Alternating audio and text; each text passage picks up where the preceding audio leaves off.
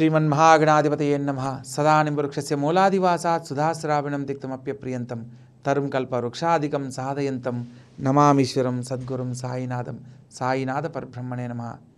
ప్రతి ఒక్కరి జీవితంలో కలలు కనడం సర్వసాధారణం. అయితే ఈ మధ్య కాలంలో ఒక అతనికి వచ్చిన కలను తెలియజేశాడు.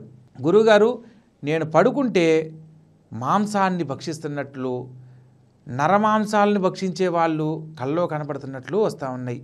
ఆ కలల వల్ల నాకేమన్నా చెడు జరగబోతుందా, లేకపోతే నాకేదన్నా యాక్సిడెంట్లో నా శరీరం అలా ఏదన్నా దెబ్బలు తిన్నట్లు అయిపోతుందా, లేదా నన్ను ఏదైనా ఈ వన్యమృగాలు ఇట్లాంటివి ఏమైనా నన్ను హింసిస్తాయా అనే ఒక భయం ఏర్పడుతుంది అని చెప్పని అన్నారనమాట. మీరేం చేస్తుంటారు అని చెప్పానంటే, అతను ఫారెస్ట్ డిపార్ట్మెంట్లో పనిచేస్తాడంట. ఫారెస్ట్ డిపార్ట్మెంట్లో పనిచేసే అతనికి ఇలాంటి కలలు రావడం వల్ల అక్కడ ఏదన్నా వన్యమృగాల వల్ల ఏదన్నా ఆపద కలుగుతుందేమోననే భయంతో ఫోన్ చేయడం జరిగింది.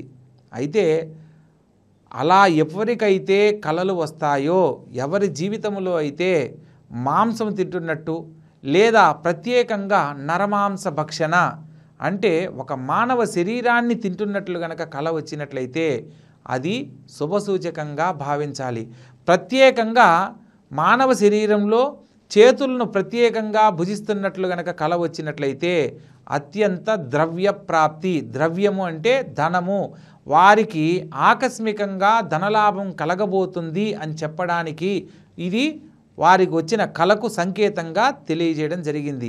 అదేవిధంగా శిరస్సు గనక భుజించినట్లు గనక కల గనక వచ్చినట్లయితే అమాత్య యోగం అంటారు. అమాత్యుడు అని అంటే మంత్రి, అంటే ఒక పదవీ యోగ్యతను పొందబోతున్నాడు అనేది దీంట్లో ఉన్న ఆంతర్యం.